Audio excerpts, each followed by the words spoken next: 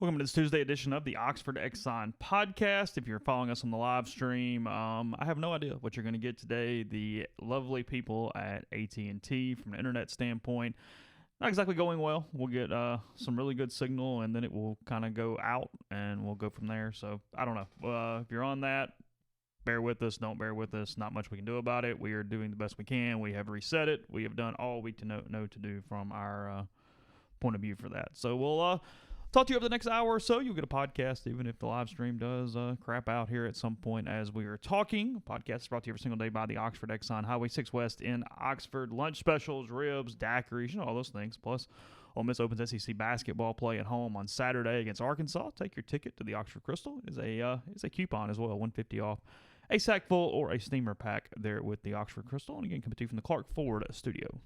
We are Clark Ford's in Amory, Mississippi. 662-257-1900 is the number. Call it. Ask for Corey Clark. Tell Corey what Ford product you're looking for. He'll send you a quote within 15 minutes in business hours. It's that simple. It's right to the bottom line. No hassle, no haggle. You get your quote, and the rest of it is up to you. You can shop it around, of course, or you can let Corey and the people there at Clark Ford do for you what they've done for me and so many others, and that's become your car guy, become your truck guy. Corey wants to take care of you. He'll prove that to you once you make the call, 662-257-1900. Ole Miss and Texas A&M start the league play, or has A&M already played one? I don't even know. Is this their opener? Yeah, A&M played at Arkansas Saturday night. That's right. They lost by 10. They lost by 10 in Fayetteville. So the Rebels and the Aggies, Ole Miss's first SEC game tonight at Reed Arena, a night after the Ole Miss women got blitzed by like 40 there last night. A&M not very good this year. Buzz Williams has quite the rebuild going on for him. They have, to this point, had some unimpressive wins. I guess Troy, they beat them. They lost to Temple by 23. They lost to Gonzaga by 30. They lost to Harvard by 11. They lost to Fairfield by 5. They lost to Texas by 10. They did beat Oregon State for whatever that is worth. I know nothing about them. They only beat Texas Southern by 3, and then played okay in Fayetteville, I guess, but they lose by 10 to the Hogs. They played okay against Arkansas. It's hard to know what Arkansas is right now. Arkansas has a good record. They have Do they have a good win? They have a nice win at Indiana. Okay. But they haven't really played a stacked schedule. They've done well against the teams they've played. We'll find out about them. They're very good in the perimeter. Arkansas is. Their post play is yet to be tested, probably. But yeah, they're okay. A&M was not as good as Arkansas. That was pretty clear throughout the game. How good Arkansas is remains to be seen. We'll find out. A&M's not good. If we're going to do the whole. As I said this yesterday, if we're even going to do NIT watch. Like I say, not even really about the tournament, but just competitive record. It's a game you win. You know what I mean? I mean, just keeping the program going in any kind of direction at all. They have to win. And then, frankly, at that point, Saturday becomes an opportunity to get a big win. And at some point, you have to win games. You can't just rest your laurels on, well, we haven't had a bad loss. You got to have some good wins.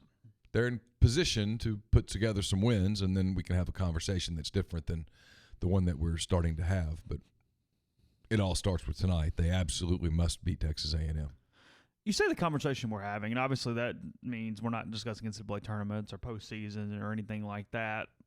What's necessary for this program just on a not losing momentum standpoint? What's sort of the baseline on just kind of keeping everything from taking a dip for them? Winning. They've got to probably go at least – I think the expectation, fairly or not, and maybe it's completely unfair. Maybe the expectation is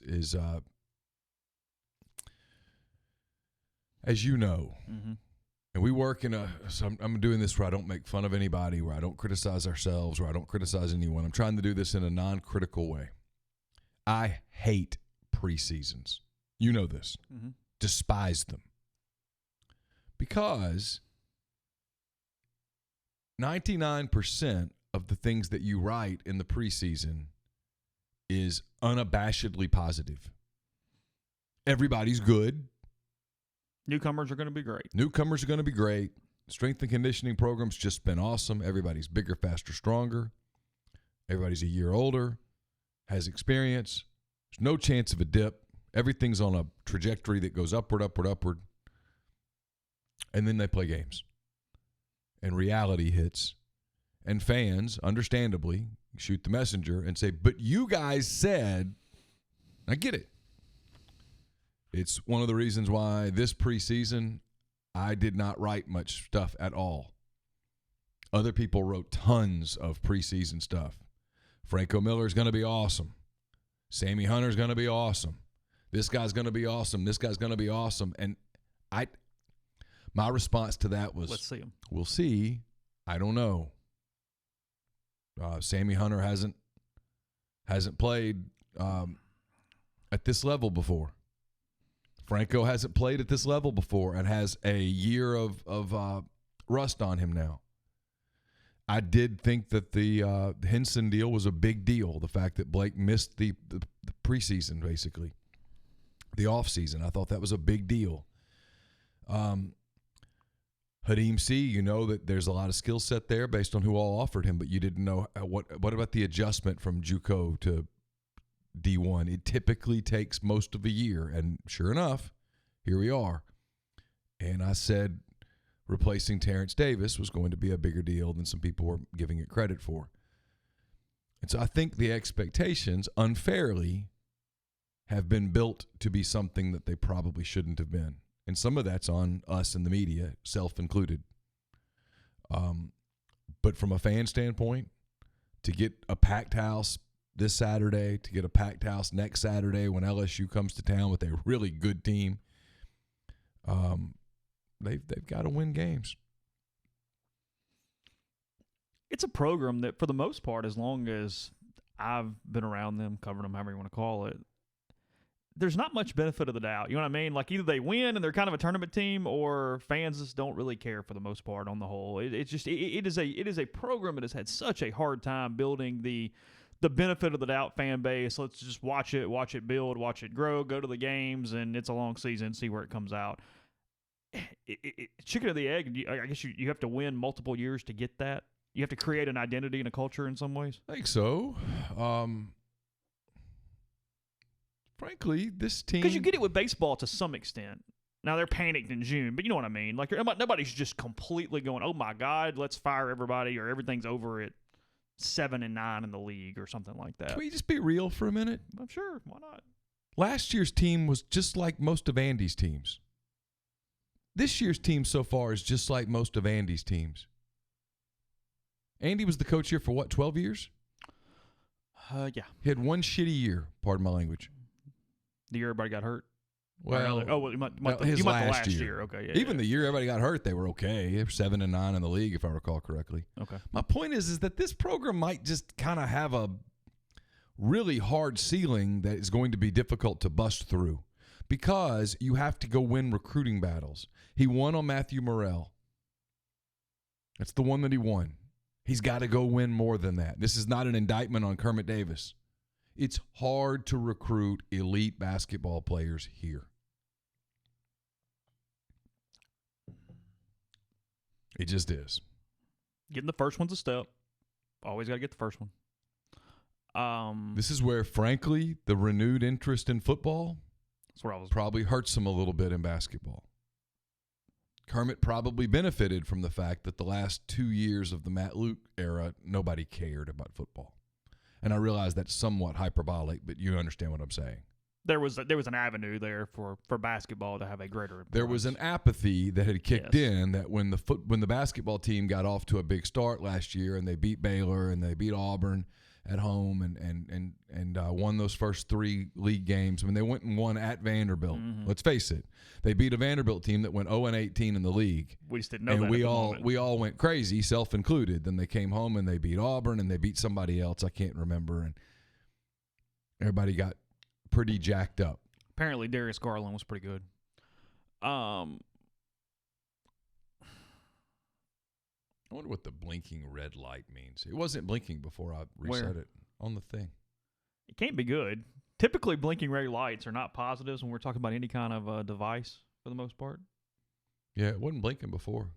I mean, the live stream looks like it's in MS Paint, but it is currently running, so that's something. No, you can't bust the hard ceiling through coaching alone. Nope.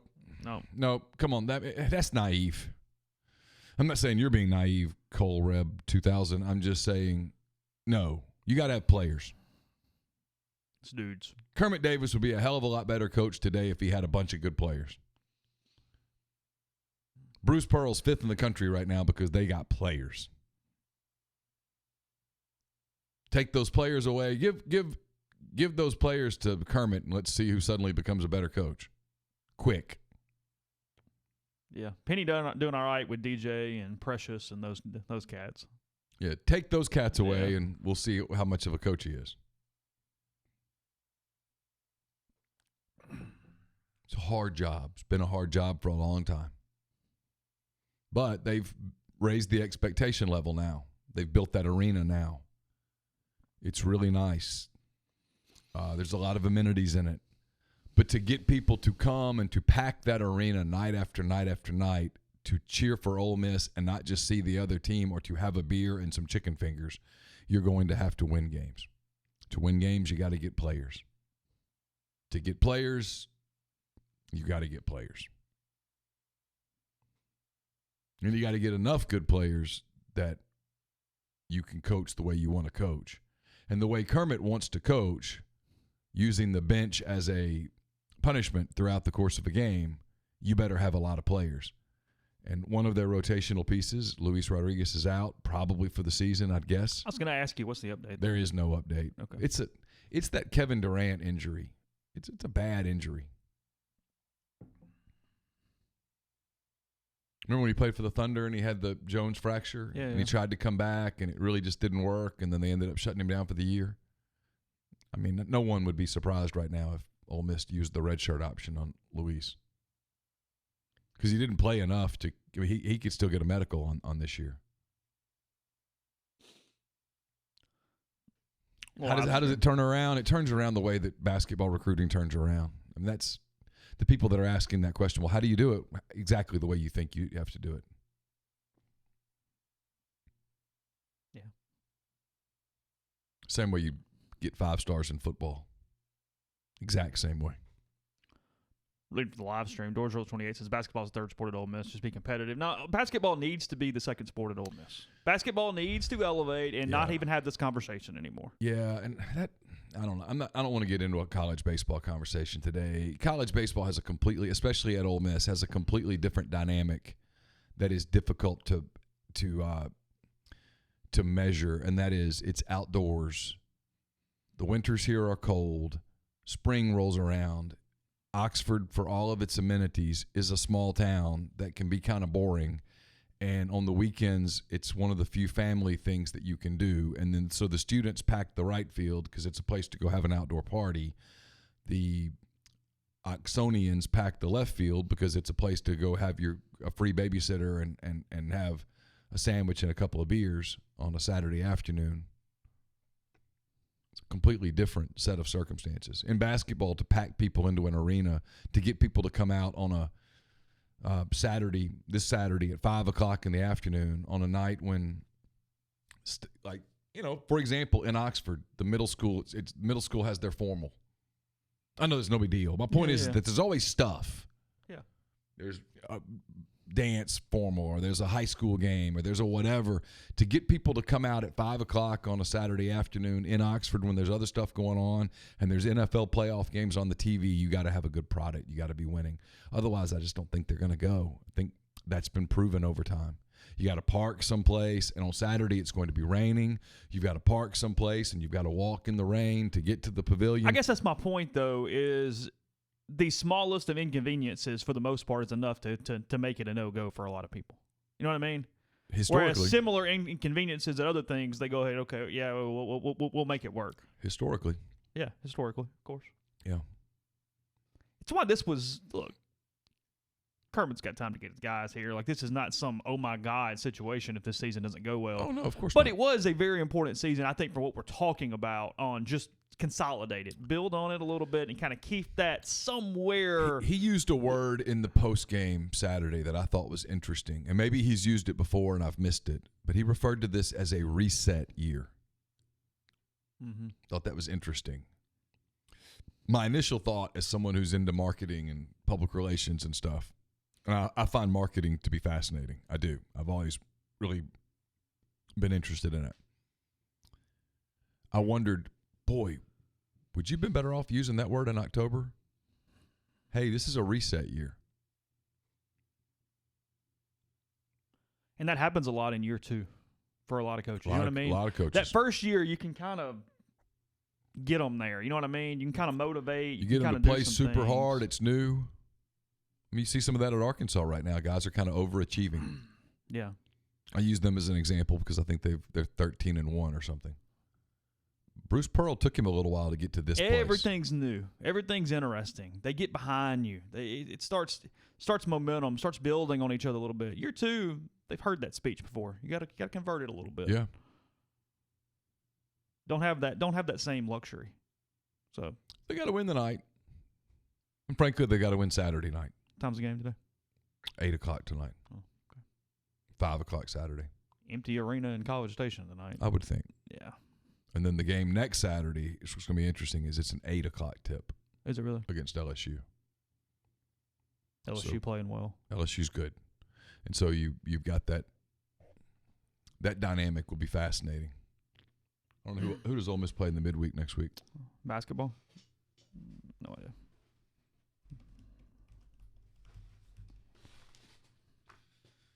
Ole Miss plays at Tennessee on the 21st. They play at Florida. No, on the at 14th. Florida. I'm sorry. I misread it. Yeah. Play at Florida on the 14th. So, I mean, that's going to be a tough task. So, LSU on the 18th at home. That is a tough little stretch right there, boy. Ooh. Once Yeah. if you get through that 2-0 mark, if you find a way to 2-0, I'm just pile up as many wins as you can. We're not talking about postseason. A&M, Arkansas, winnable games. Then at Florida, LSU at home, Tennessee on the road, Georgia on the road, Auburn at home, at LSU. Good gosh. Yeah, and so then you come back on that Wednesday. I think it's signing day, February the 5th, South Carolina. I'll be interested to see what the crowd is. Start of 3 straight home games, by the way. They've got Carolina, Florida, and State, 3 in a row at home after that. Yeah. Then at Kentucky, at Missouri, and whatever. Doesn't matter. I anticipate an active offseason. I'll put it that way. Unless some things change here in the next 6 to 8 weeks. I expect an active basketball offseason. I think there will be some processing. Has to be. It's a sport where you have to. But then you got to be able to land. You got to be able to win these recruiting battles, and they're hard to win. You got to fill the roster with other people, though. They're hard to win. And a guy that I thought before the season would probably get processed was Antavian Collum, and I don't need him right now. I don't now think that he will. He's one of the very few on that team who answer the call that Davis gives out every single day, which is to be tough. I think athletically he has some limitations, but from a toughness standpoint, we talked about him every he's tough. game for the first 4 or 5. What has stunted Austin Crowley's progression? Well, he's small, number one. He's got to get bigger and stronger. And number two, I think right now he's been sick or hurt or both. I mean, it's that time of year. Everybody's got stuff. You got bronchitis and people are coughing and you feel crappy and you've got to play through that stuff. And that's hard to do. You didn't have to play through it in high school, probably. And if you did, it was still all right. Yeah, you could take plays off. That's what you see now is guys – their shots don't fall, so they kind of sulk on the defensive end. They get beat on the defensive end, and things spiral. Being coached at a level they've never been coached at before, practicing at a level they've never practiced at before, it's an adjustment.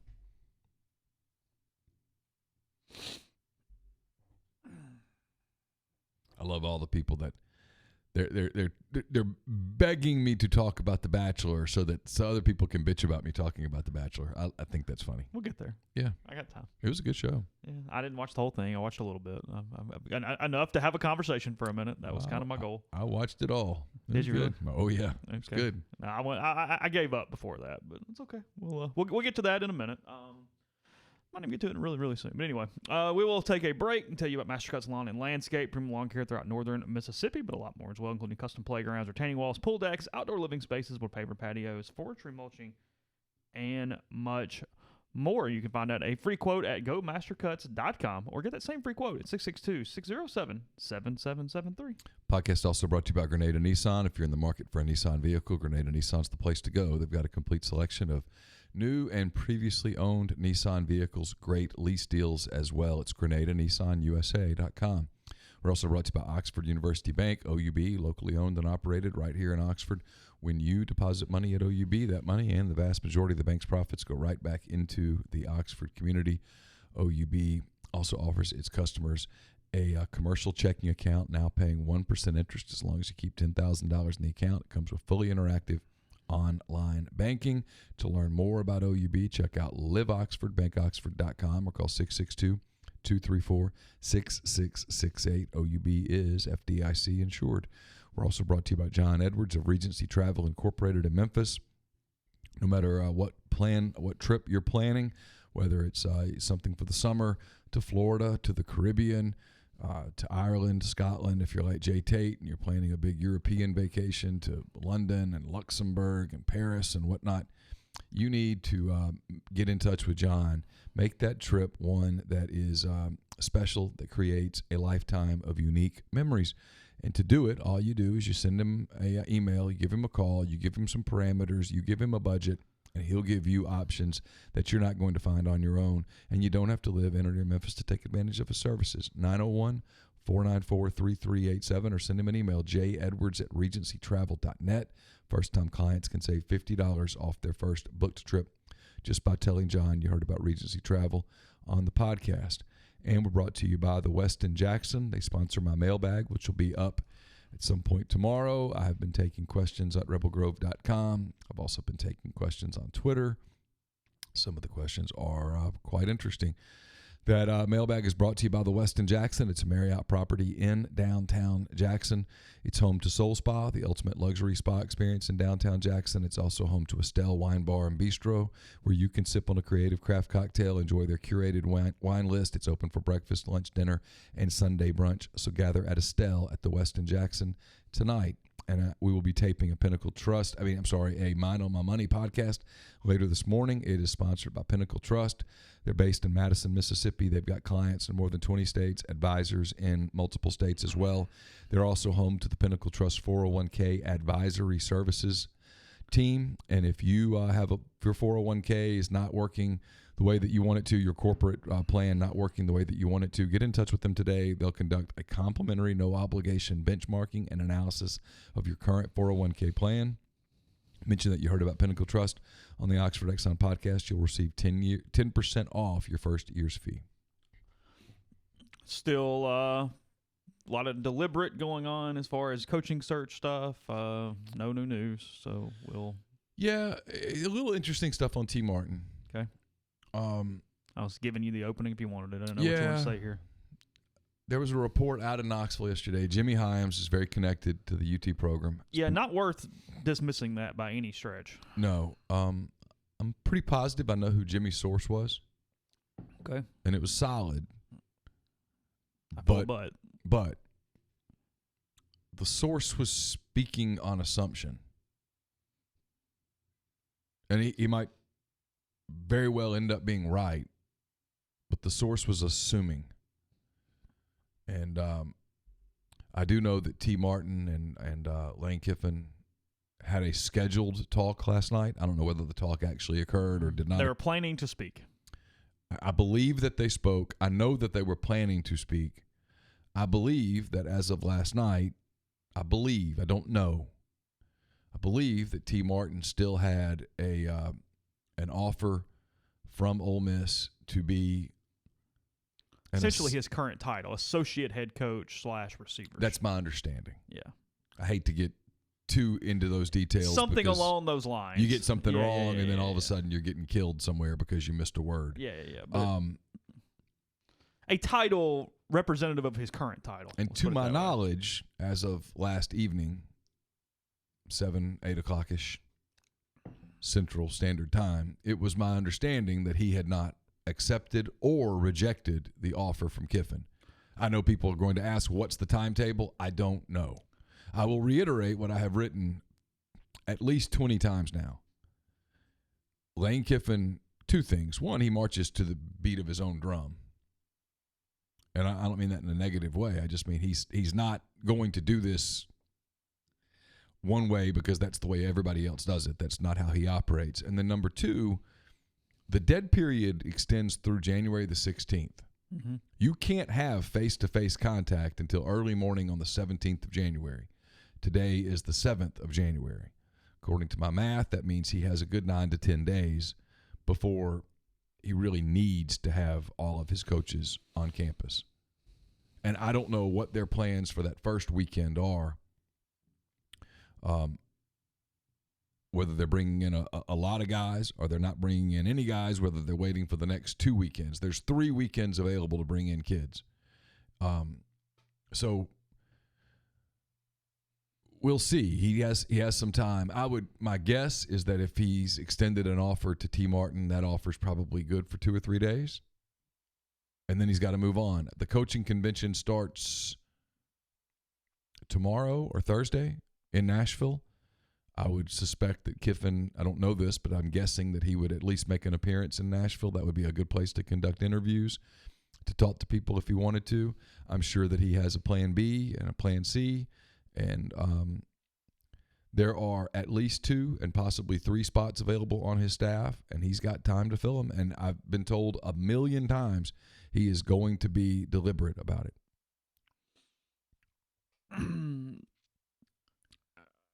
In my head, the whole time I've heard this, I thought, just don't necessarily see it. Why does it make sense for T? I heard a couple of things. They were told to me in confidentiality, so I'll leave it alone. That I don't think he is as tied to Tennessee today as people might think he would be. Okay. I know that he was once a legendary quarterback there, that there's a street name for him, that he won a national championship Sure. the year after Peyton Manning left. I remember it. He's from Mobile. I was in Mobile. It was a big deal in Mobile, as you might imagine. He's still getting paid by USC. I got a copy of his contract last night. USC's paying him this season coming up.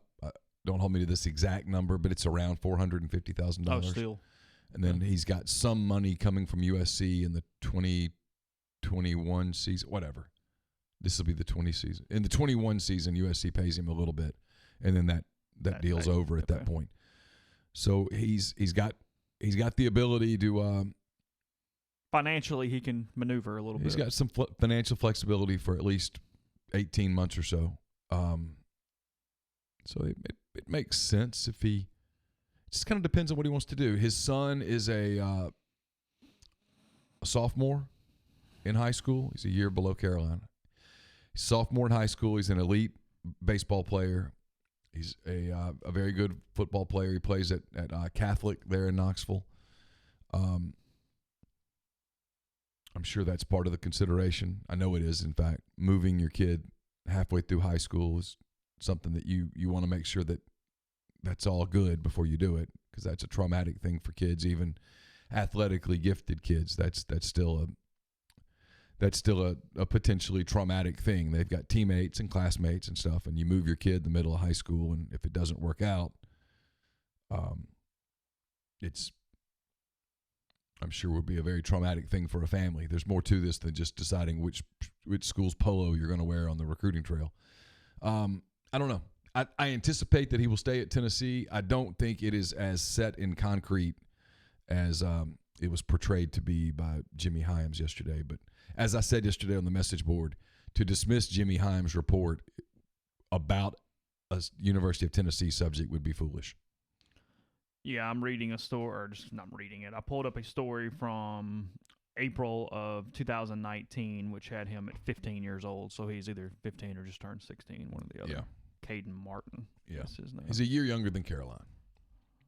When you have high school kids, it's how you do it. You don't even, you say, okay. The age is really class, irrelevant, right. isn't it? I'll look up his profile in a minute while we're talking on Perfect Games, what it looks like. But has some football offers too, but looks like it's definitely a baseball deal for him. He's considered an elite baseball prospect, apparently. Yeah, he got a couple early football offers, but including, I believe, maybe one from Florida Atlantic when Lane was there.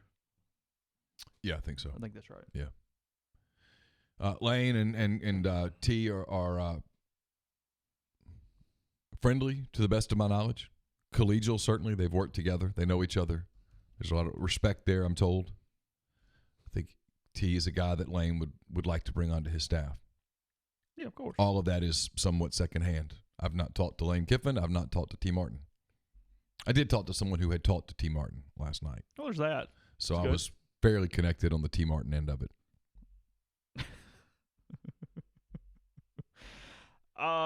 But yeah, I mean, look, this thing can't go forever. I mean, they're going to have to move on at some point. I mean, I don't see the T. Martin story lasting until January 16th. So, No, I would, like I said, today's the 7th. I would think you'd give him to the 9th or 10th. And then you Caden gotta Martin move on. is a 2022 grad.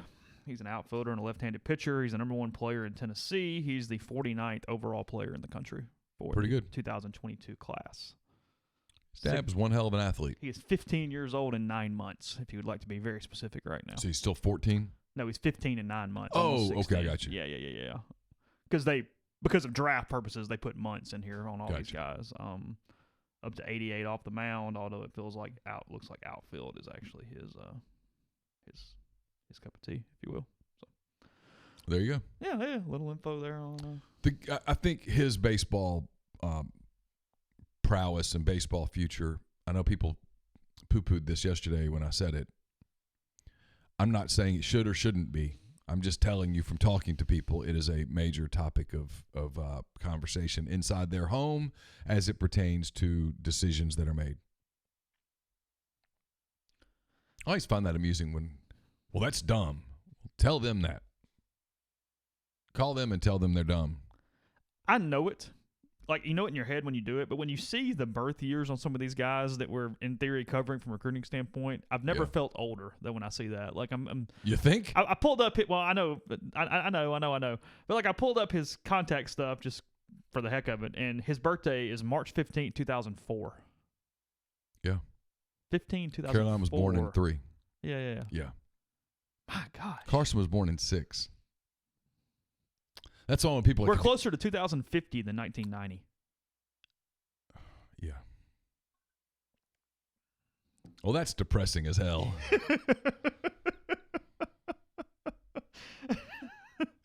Just saying. I call these kids, man. I leave one message, like the whole stalk a 17-year-old. Nope. I told you how it's changed. I mean, I'll never forget. It's the one time that it's been this urgent, and I laugh at it now on why it was this urgent, because it wasn't this urgent. Is when Jeff Scott committed that night. This would have been 2009, early 10, maybe. I don't know.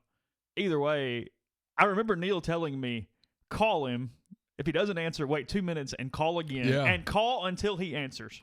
And Basically, the goal was to drive him so freaking insane that he talked. That he'd eventually take it just to make you stop. Yeah, and now, No. there's a JUCO tight end that I think they offered yesterday. I've sent him a direct. His messages were open, so I've sent him a message. He'll either respond or he won't. I am not going to stalk a kid. I know people go, well, that's your job. Nope. It may be. It's the part of my job that I'm not comfortable with. It takes a certain mentality to do that. It takes a certain social. Frankly, it's a lack of awareness. Yeah. Because you get freaked out otherwise. You go, hey, I'm being inappropriate here, and I realize it. I mean, I'm not the guy that would ever ask the girl out twice. I asked her out once. She says, no, we're done. That's for life. For life. Oh, yeah. I would never ask her out again. No chance. Like 3 months later. Oh, hell no. No. I see this stuff like on women talking about guys that stalk them on Twitter. They reject them and reject them and reject them and reject them, and they keep coming back for more. I cannot even begin to relate to that. One, no, I'm not interested would be fair enough. Out. I'll never be accused of harassing or stalking. Never and never, ever, ever. Nope. Never. But so that whole call a kid and call a kid and call a kid and call a kid. They build a relationship with the kid. Man, I have a hard enough time building relationships with my kids.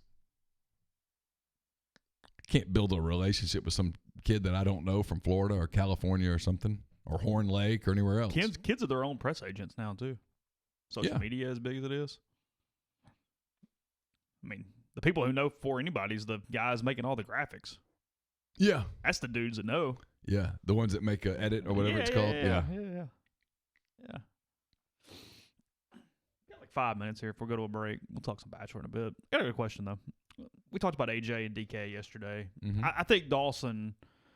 I thought he was very raw this season, but had a good year. I think he's going to get better and better really, really fast.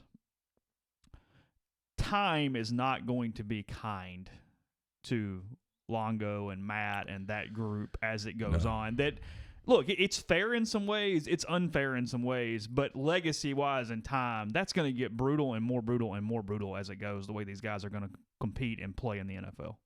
Agreed completely. I mean, speaking of the NFL, there might be some NFL breaking news. Matt Rule to the Carolina Panthers.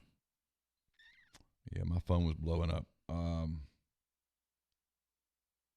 I did see Embiid's finger last night. It was pointed in completely the opposite direction. Yeah. Did you see that? I didn't see. I was listening to the game. Don't look. I don't. I mean, I'm talking like all the way. The description was enough. He came back and played, right? Yeah. Oh, I don't know. So Rule is that what Napier's been thinking? What do we think? What's Baylor going to do now if Rule's headed to Carolina? I would think Napier's on their short list. Is it weird to you that Napier has been this just patient and just kind of whatever? I told you. Yeah, you said he's a thinker. I told you this guy's a deep thinker. He's a big picture guy. He was always going to kind of let the landscape play out. See, here's the thing. If you're good at Louisiana Lafayette for another year or two, this is where the whole people go, well, that's stupid. Okay, tell him it's stupid. He doesn't think it's stupid, so perception is reality. If he's willing to take that gamble, then what everyone else thinks is completely immaterial. Is that fair? Yeah, sure. He thinks that he can wait another year or two. In his mind, he can just dominate and control the Sun Belt, and when the right job comes, it comes. It comes. Cool.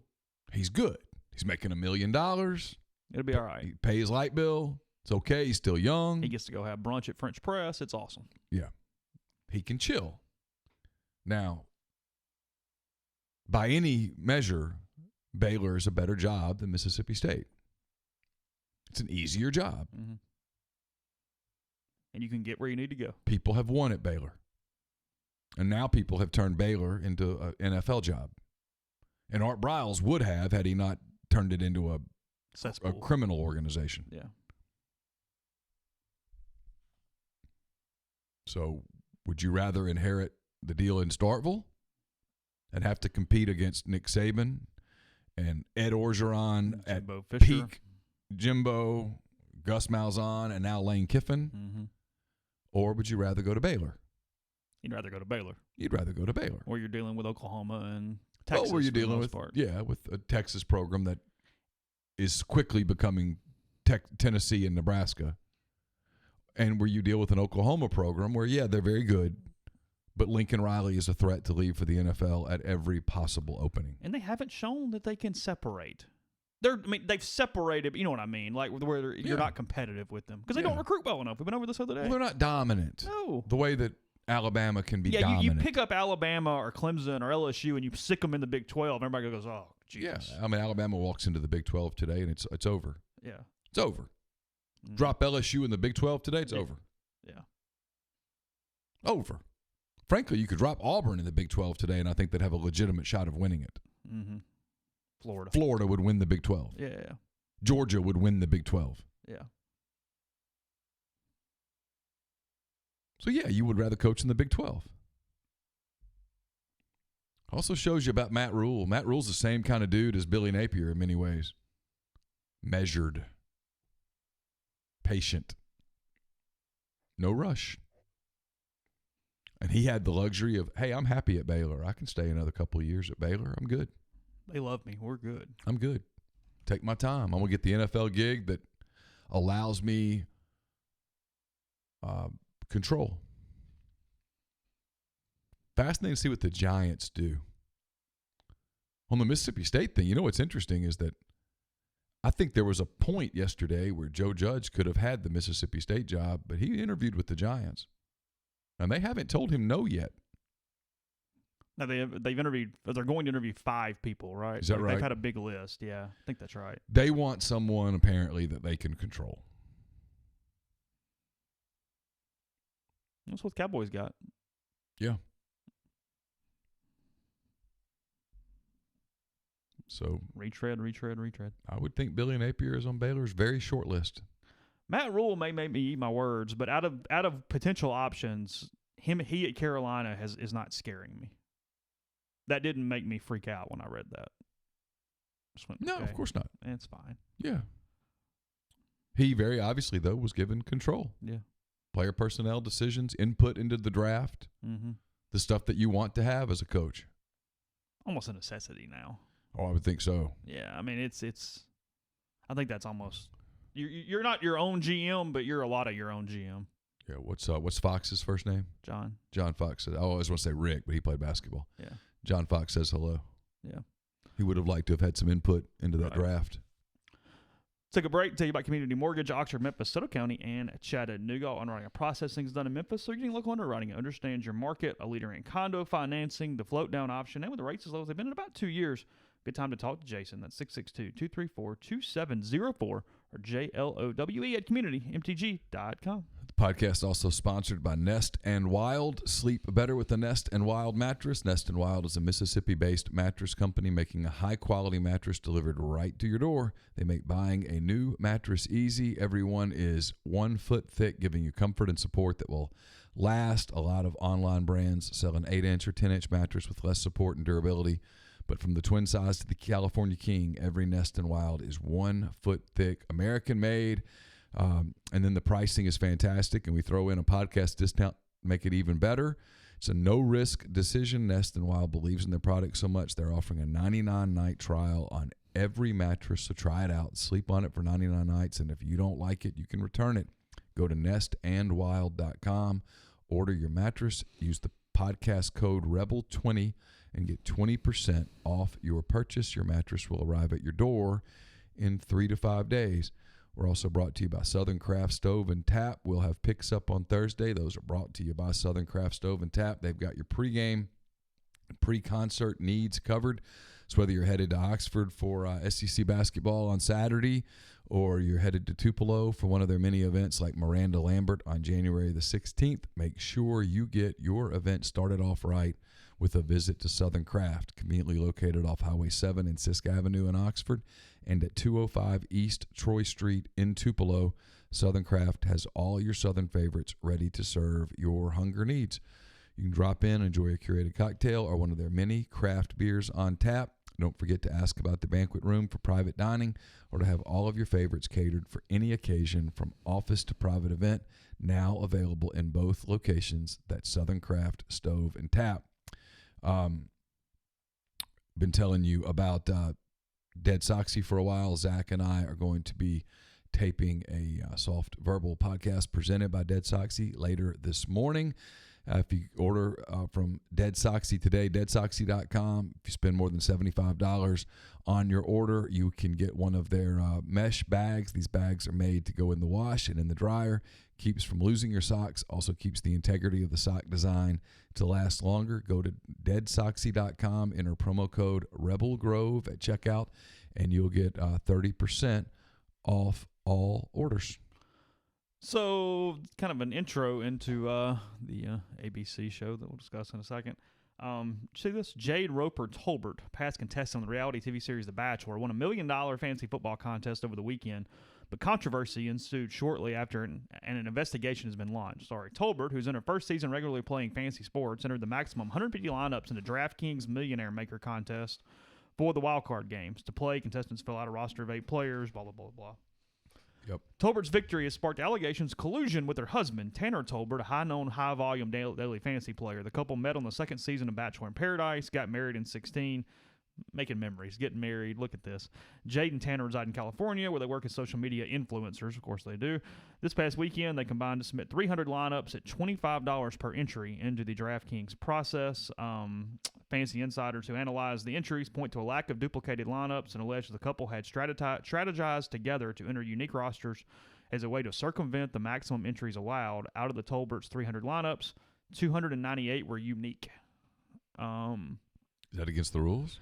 Well, that was kind of what I was thinking as I'm reading this. I mean, if I want to enter 300 different lineups and I'm willing to spend the money and do it, well, they're saying the limit is 150, and then technically that would be cheating because you've got someone else in with you to circumvent their max lineup usage. Does that make sense? I don't know that I agree with it, but I understand at least the argument they are trying to make. But if you and I went in together and you did 150 unique ones and I did 150 unique ones and we had said, hey, if one of us win, we're going to split it. Yeah. They would say that's collusion. And I would say that's playing the game. The Tolberts deny any wrongdoing and insist they did not coordinate their line. Well, now, come on. Well, come on. Yeah, just say, hey, I found a loophole here. Yeah, we found a loophole. Exactly. No, I'm with the Tolberts on this one. 100%. It's incredibly important for us to establish that Jade's win is nothing more than pure luck. Well, yeah, of course it is, bud. That would be what you would be trying to prove right now. No one's ever said a peep about us when we lost for 17 straight weeks. Then, of course, somehow Jade picked the right lineup, got the million, and the spotlight got shown on it. Basically, they don't want to pay the money, so they're just going to fight it a little bit and see what happens. Yeah, that's what's happening right here. I'm with them, and I think they're going to win in court. Team-building complementary lineups which serve to work together and executing a strategy that may create an unfair advantage over individual play. Yeah, that's what they called it. As my mother used to say, tough titty said the kitty. Pay up. Pay up. Here's the funny part of that, too. If he wins, nobody probably says a word. You know what I mean? Right. I mean, he's a high-volume player. He picked the lineup. It is what it is. Hey. Close the loophole. 300 entries at 125 a pop. I mean, whatever. Yeah. It worked. Yeah. But just saying. Anyway. Let's see. What's Dak going to get in free agency now? I don't know. What's going to happen? I don't know. I know what I see when I watch Dak Prescott play. You're the Patriots. How long you give Tom Brady? I'm over. You're done? Done. Okay. Moving on. I told you yesterday, if I'm the Saints, I'm moving on. I'm moving on. I'm not. We're not going to do the Twilight Year thing. Let me tell you who's unbeaten. Father Time. He is unbeaten. That son of a bitch does not lose. You can delay him. You can fight him, and those guys have fought him well. Yeah. I mean, Brady's 43 his next NFL season. But I watched Tom Brady, and I watched Drew Brees this weekend, and I know what I saw. They were great. They're going to have big days in Canton, and they deserve them. They're awesome. Drew Brees will never buy dinner in New Orleans, nor should he. Tom Brady is set. But if I'm those respective franchises, now this is a long answer. Sure. If I'm the Saints, I'm not dragging this out another year so that I can have another disappointment. If I'm New England, I move on right now. I move on. Now, if I'm a team like the Chargers, assuming Phillip Rivers has moved on, retired. I guess he's got children and grandchildren by now to raise. And I need to sell tickets. Hey, Tom. You want a year? You want to come play a year? We ain't winning. Here's a bunch of money.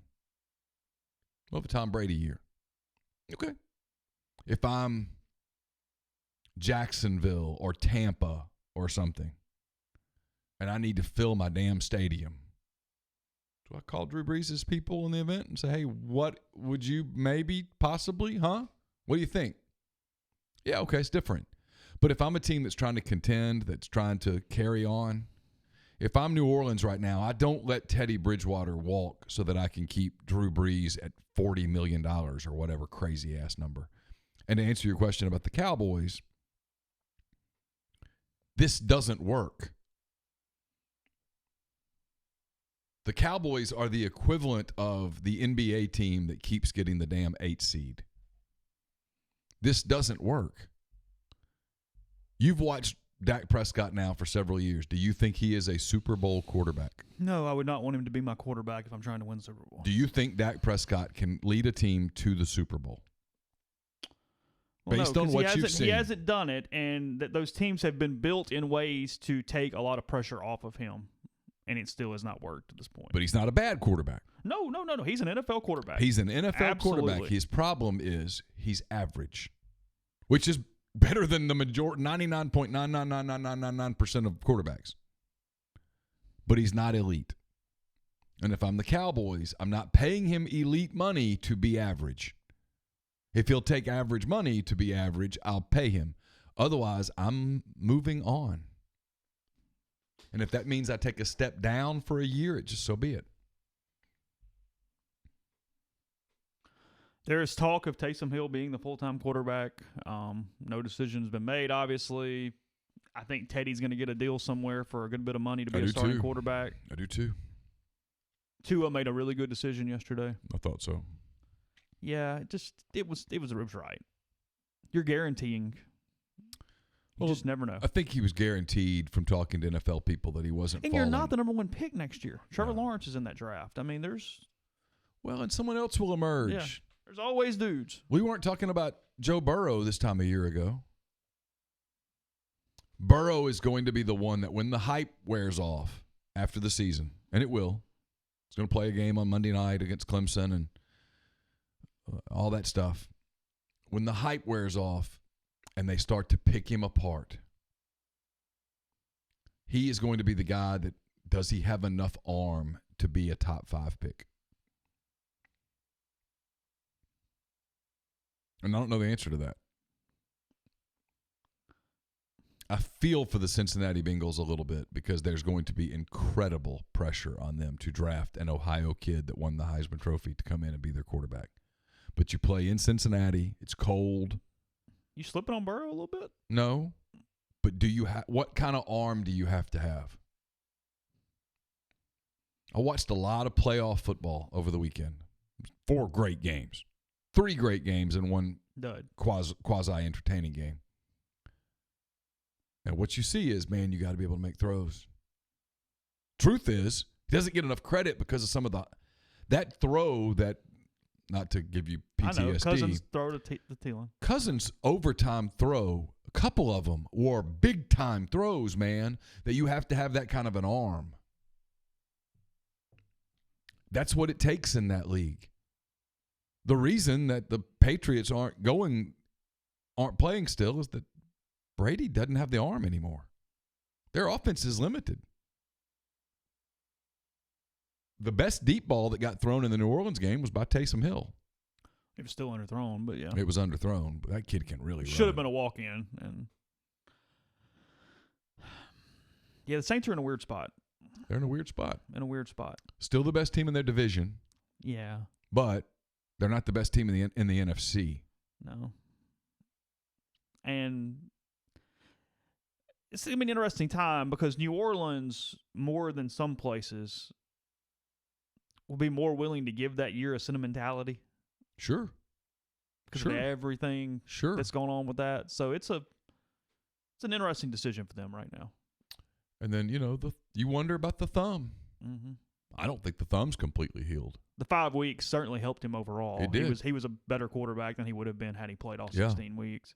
But he wasn't particularly good on Sunday. He was bad. For him, he was bad. Yeah, and that's, I don't know. The turnover, a lot of stuff, yeah. It's a quarterback league. Look who's left. Lamar Jackson.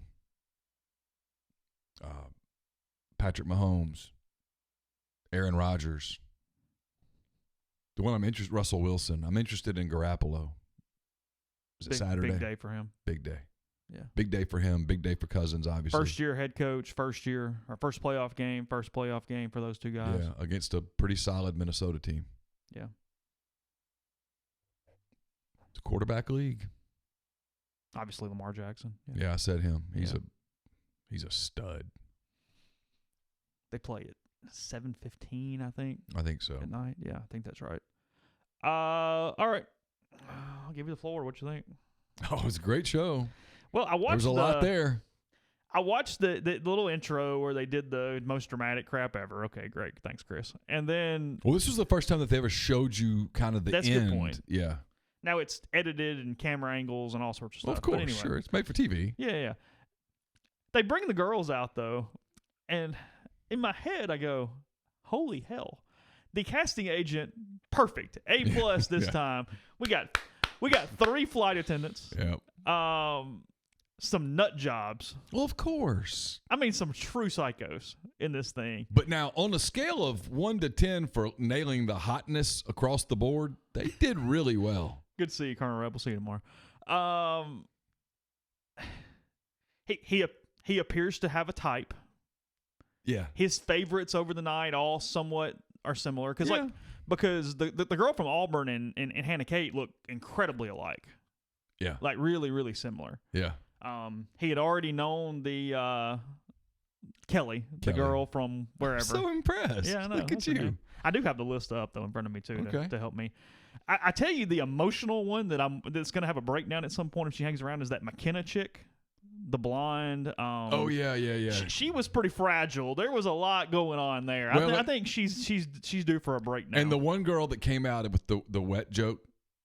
Oh yeah. And then when that's all she could talk about in her little 2 minutes with him, and then she just lost it, I thought, sweetheart, you're not going to make this. No, she was struggling. You need, and she got a rose. She got to the next round, but she can't last long. This is Here's where now he doesn't care at all. So don't get me wrong. I love the guys that push back on this, man. He doesn't care at all. Up. But the strategy of going over the top, it worked last night. Yeah. Sometimes I go, hey, you're hurting. No. Last night he was all about that. Everybody that was forceful and pushy and had some big entrance, they all performed pretty well last night. Yeah, the wallflowers got run out. No. Like the woman who was all upset because she didn't get her time. You got to get in there. Go get it. Because he kissed like half the field last night. He did. I mean, that was really early from that standpoint. I hope he was healthy going into that night, because other's there's going to be a flu bug running through that house. A lot of passing of germs going on. And none of them cared. Just, hey, get in there. Yeah, there's. I'm upset. I know the final two because it's impacting my conversation as I'm having it.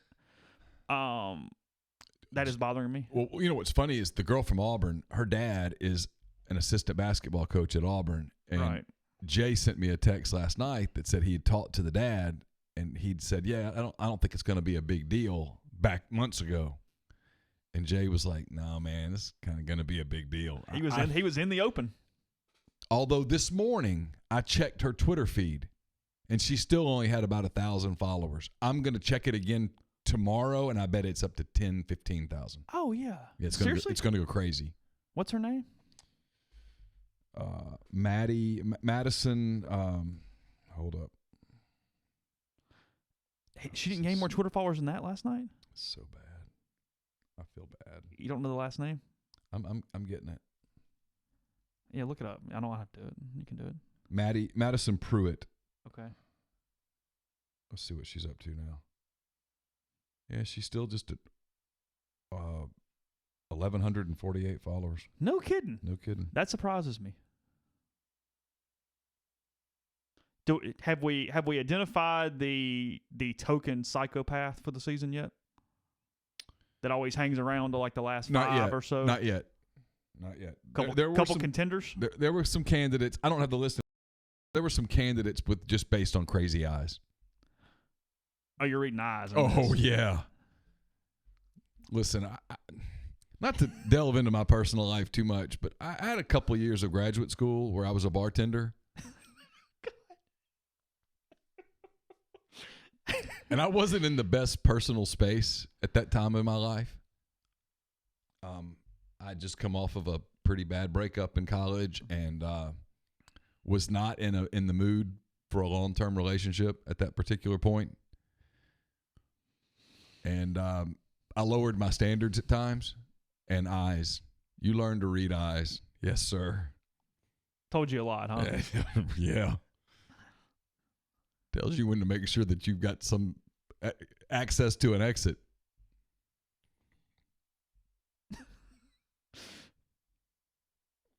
Yep. You didn't want them to know your address. I'm going to come right back to this. Just got sent this. You might have a good time with this one, too. Dari Nokwa. Yeah. On Twitter. Okay. Just a hunch. Watch for Baylor to look hard at hiring Hugh Freeze. Oh, God, please. I realize his past at Ole Miss, but I think Baylor could look more at his, quote, redemption at Liberty. How's he fit in at the Baptist college like that? Oh, I mean, pretty close to perfect, right? I don't want to do the whole just completely alienate the entire world here, but I mean, well, yeah, let's not. But the hardcore, because like any other denomination, you've got different stages of hardcoreness. Would you agree? Of course, yeah, sure. He doesn't have a show cause. He doesn't have any of that stuff. The NCAA thing, he basically got away pretty scot-free. NCAA-wise, he's clear. But I don't think that's the route they go. I don't either. It just popped up, and I thought it was interesting. You don't go from a guy as stable as Matt Rule to a guy that needs to still prove his stability in Hugh Freeze. No, you've got a pretty good foundation going. Just hire a coach. You're much better off hiring a Billy Napier than you are a Hugh Freeze right now. And look, I think Hugh's a good football coach. Hugh needs a season away from the people talking about him being a Halloween costume. Mm-hmm. It's a season of just being a football coach. At least one more year. Yeah. He's a good football coach. Just go be a good football coach for another year. Put distance behind this. Making a lot of money at Liberty, given what they're able to pay. Yeah, I know he'd be interested. Isn't he like the highest paid Group of Five guy right now? One of them, yeah. I know he's interested in getting back to the big time. I get it. As anyone would be. As he should be. And I know that he has put out feelers at Mississippi State. And someone says he'll be back in the SEC. I got to be honest, Ronald. I don't know. I don't know that I buy that. It's going to be a while. I'm telling you, there's cause for concern for any school that hires Hugh Freeze to start recruiting in the SEC, that all of a sudden stuff that's been locked up pretty good doesn't stay locked up. Yeah, I think about that as well. Take a break, tell you about G&M Pharmacy and Tyson Drugs. G&M right there on South Lamar in Oxford, 662-236-2222. They deliver local to your home or workplace. They offer MedSync to fill your prescription the same time every month to make it easy on you. Get what you need when you need it. And with Right Way Meds, they will deliver to your home and also have everything individually packaged. Take the right dosage at the right time every single day. All about keeping you healthy and getting it to you when you need it. 662-236-2222. Ross Dellinger is going to join us tomorrow. Jeffrey Wright will join us on Thursday. All guests join us on the Rafters Music and Food Hotline. If you're coming in this weekend for the basketball game, Rafters be a great place to hang out on Friday, on Saturday, and then, of course, they have the best brunch in Oxford. You can hang out, listen to some bluegrass music. You get $3 mimosas, $5 famous Bloody Marys. Brunch starts at 10:45 at Rafters on the Square in Oxford. And we are also, I'm trying to pull this up. Got to forgive me here. Remind me to come back and go to a couple of ads. I've got to find them first. I've got to, my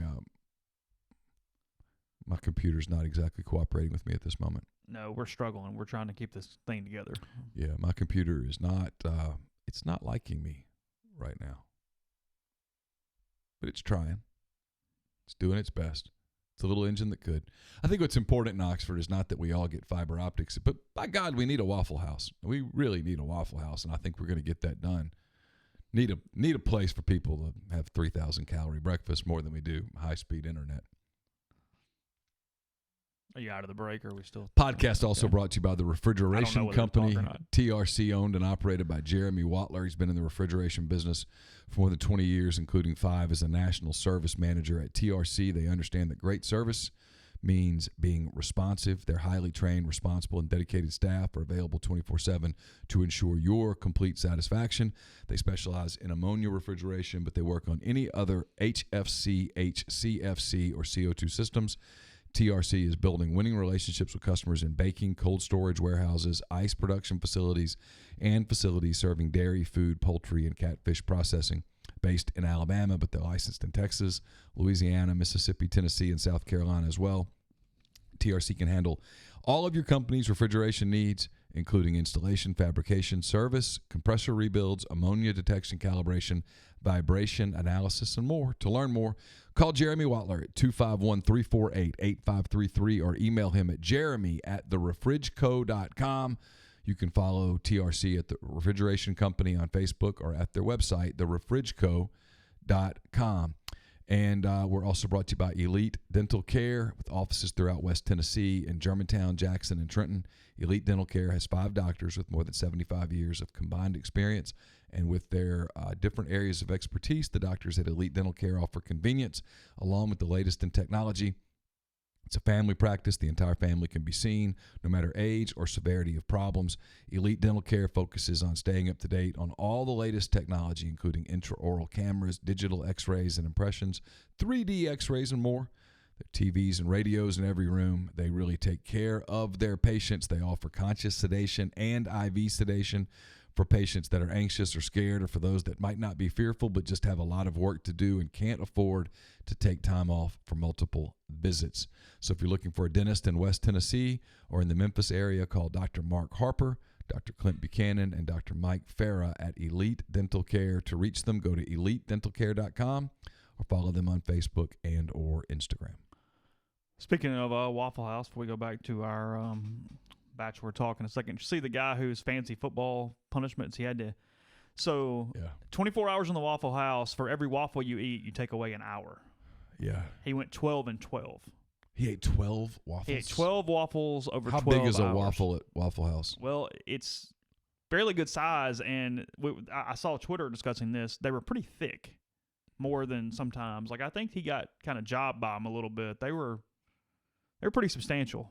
He was the Henderson State play-by-play guy, so he was in Arkansas, D2 school in Arkansas. How many waffles could you eat in 24 hours? I mean, you would eat a few pretty quickly, and then you would just feel like hell for a while. Right. That's the thing. He ordered 6 to begin with. And frankly, that's a misstep. I would order one at a time because they're going to get cold, and that texture is going to change on you. Yeah. I need them all to stay, I think, warm. I don't want anything to do with syrup or butter because I'm going to get sick. Right. Just give me the damn waffle and I'll eat it by itself, right? He said the key to him was Sprite, that it cut the taste just enough. It was just enough kind of that lime citrus in there to just break up some of the starch. He also went at 9 a.m. to start. I'd be starting at like 5 a.m. I'd be trying to make sure I'm out of there before it gets dark at night. Mentally. Yeah. I got to start early. I mean, I think 12 and 12 is a pretty good plan. But, man, 12 waffles in a day. Oh, I'd be so sick. Not like Eggos. I mean, some big waffles. I would really struggle. Like, physiologically, I would have a hard time. That would hurt. Yeah, he started dipping them in coffee at one point. Hurting for a couple of days. You think so? Yeah, I would. He stayed in pretty good spirits. He had phone chargers and cords and computers and all sorts of stuff. Told him going in, hey, I'm going to be here for a while. Here's what I'm doing. Was his stomach upset? He seemed all right. He didn't say anything about it? No. I mean, at least it was just a bunch of bread and starches. I mean, it wasn't like he was having to eat massive amounts of other stuff. Grease or something. Yeah. I mean, it wasn't like you had, I'm eating 100 hot wings over the course of 8 hours or something. I've seen that as a punishment. Oh, really? Yeah. You have to eat 100. I think that was the number. You had to eat 100 hot wings. That'd be bad. Yeah, I mean, come on. I like spicy food, but I don't necessarily handle really spicy stuff very well. I mean, I definitely need water, and I need drinks. Like, I can't just... It's like that YouTube special where they have the 30-minute show where they have the guy eat all the wings and they have the conversation, where that Paul Rudd gif came from. I can't remember what it's called right now. Hot Ones, I think. And I mean, a lot of times they'll go through that thing eating 6, 7, Scoville units through the roof without even going to the milk. Like, it's almost kind of a game to see how long you can go and have the interview without going to the drink. I like hot food. I like spicy food. But if I go too spicy, I get hiccups to the point that I can't stop. I would get very stiff from just sitting in that stool or that chair at Waffle House for anywhere near that period of time. Like, because I wonder if there's a rule where you can't get up and walk around outside. Like, can I move around a little bit too for food purposes and just for my own stiffness? I don't know. I would need some questions answered. Need a rules guy. Yeah, was he allowed to like lay down in the booth and take a rest? He didn't even start eating for the first hour. Like, I know he got there at 9 and didn't even order anything until 10. So he told him, hey, I'm just going to be sitting here for a while? Yeah. Oh, he told him the whole deal. Hey, I'm probably here all day. Like, mentally, he struggled at one point because his waffle cook that he started with morning with got off and then came back for the night, like his next shift, and he was still there. Ooh. And mentally, that kind of got at him a little bit, I think. But, yeah. Anyway. That would suck. I'd much rather, like, we always talk about what our punishment's going to be. Any food-related punishment for me would be truly very difficult. Punishing. So anyway, any other Bachelor thoughts as we close? No, it's going to be. Well, we didn't talk about this. The whole Hannah. Oh yeah. Hannah Brown coming back. I had to give him his wings. I had thought, well, okay, so let's do this, and then we'll shut up. And I know people. No, they don't. They actually like this better than whenever they just want to admit it out loud. Go ahead. Yeah, the show's survived 20-something seasons for a reason. Yeah. Because we're all fascinated in psychopaths. Of course. So Hannah comes back, and she gives him, for those that aren't familiar with the storyline, she was the Bachelorette on the previous season, and he was one of the final 3, I think, Bachelors. That is correct. I think he finished 3rd, if I have it correctly. And he went to the fantasy suite with her. It was in Denmark, I believe, and they were somewhere, and they were in a place that was a windmill. And in that windmill, they were intimate 4 times. Yes. We now learned details last night that it was 3 times that previous night and then once in the morning when they woke up. So we now know the details of said intimacy. And then she dumped him. She picked Jed, I believe. Sounds right. And then she found out that Jed had been living a double life and was cheating on her. Is it really a double life? Is that strong? Or is that correct? It's not really, because he never told her anything about this girl. All right, go ahead. So he gets she dumps Jed, and at the final after the rose ceremony, she asked out Tyler, who was one of the other finalists. Yes. Tyler, who has since been dating movie stars and such. He's all right. He's okay. Tyler's okay. He might be heartbroken, but he's all good. Everything's fine. And so last night, Hannah shows up. She was the last girl out of the limo, and she shows up, and he meets her at the driveway thing, and she goes through this little monologue about how he gave her. It was really awkward. Yeah, but it wasn't as awkward as what came later. He gave her the wings in her season, and she was giving him back. Go find your co-pilot, which is cheesy, but okay. This series is going to be cheesy with plain jokes. Just let it be what it is. Yeah. Gigi Hadid. Gigi, yeah, he's doing well. But it felt like closure. Sure. It felt like goodbye. Like, okay, good enough. I'm going to go be on Dancing with the Stars now. You have sex with 19 girls. Good luck. Felt like that's where we were going with this. Okay. And then on the second group date, so you had a group date and then an individual date and then a group date. Yeah. And on the second group date, he takes them to like this improv kind of place. And Hannah is there standing in front of a fake windmill talking about their experience and then challenging all of the contestants to come up with a monologue of some sort about sex or fantasy or whatnot. And then they show her while the people are working on their presentations. She's back in the back and she's having a moment with one of the producers of the show. Mascara running everywhere. Don't they make waterproof mascara, by the way? Not on this show, no. And she's got mascara running everywhere, and she's very clearly worked up about Peter. And Peter comes in, and he comforts for a minute, and then they dive into this conversation about him wanting her to come back and be a contestant on the show. And then he says to her, well, when you found out about Jed and you and Jed ended, you asked out Tyler and not me. Did you ever think about asking me? And she says, all the time, every day, all the time. If I'm one of the girls on this show, now I realize they're not there for love. They're there to get exposed. I know. They're there at least one. to become superstars. At least one, right? But don't you have to stand up and go, no, wait a minute. I know that there are no rules here and that it's kind of goofy. But back up. But now wait a minute. If she's coming in to be the star again, that prevents any of us from becoming the star. Because there was a few girls already pissed at the Kelly chick because she just ran into him in a hotel lobby. Yeah, ran into him in a lobby, and that wasn't all. They were chummy. Yeah, I think something else kind of happened there. Yeah, but we'll wait for another day. We'll move on. But I mean, I'm all in on it. Please make her a contestant. Please. Please. I mean, I want make her a contestant. I want two things right now. I want Hugh Freeze to get the Mississippi State job, and I want Hannah in that house because you talk about cat fights.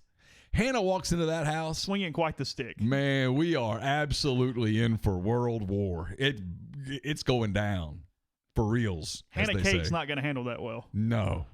Because she's the aggressor right now. Well, that McKenna or whatever her name is, I mean, she might just break down. She's going to lose it.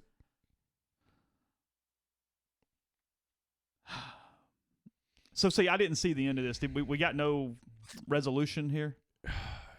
How did it end? It was late because Carson had a game, and so we didn't get back till 8:30, and we watched it fast forwarding. It ended kind of unknown. Okay. Got it. I don't get the sense based on what I've read that Hannah Brown makes it far. No. That this is going to play out. It's a theme. They'll move past it. And if I base it off social media reaction last night, most people want her to go away. Oh, they do? Yeah, enough. Women want her to go away. Yes. Women want her to go away. Women are like, no, that's not good. You had your turn. Let's move on. You had your shot. Actually, you had 4 shots, and it's time to let somebody else be the star of the show. Yeah, I think I agree with you. All right. Back tomorrow, Ross Dellinger. So we will talk a little college football amongst some other stuff as well. Appreciate all you guys for everything you do. Leif, thank you for that as we're getting ready to close. Check rebelgrove.com for any coaching news as it comes about.